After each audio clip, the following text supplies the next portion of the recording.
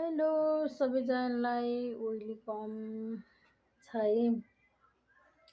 म त के भन्न आएको भने नि साथीहरू, हेर्नु न, मेरो बाबु हो यो है, कसैले पनि नपताउनु होला। मेरो छोरा हो। चाहिँ दुईटा छोरी छ। दुईटा छोरीपछि जन्मिनु भएको मेरो गोलु हो। उहाँ चाहिँ हेर्नु न, म भन्दा नि कति गोरो कति क्युटी के। म चाहिँ हेर्नु न, यस्तो 3वटा बच्चा भइसक्यो मेरो होइन। तर यति धेरै चाया छ कि हेर्नु न, चाया पनि कति धेरै चाया हो चाया होइन। कसरी जान्छ यो भनिदिनु न साथीहरू, दिदीबहिनीहरूले।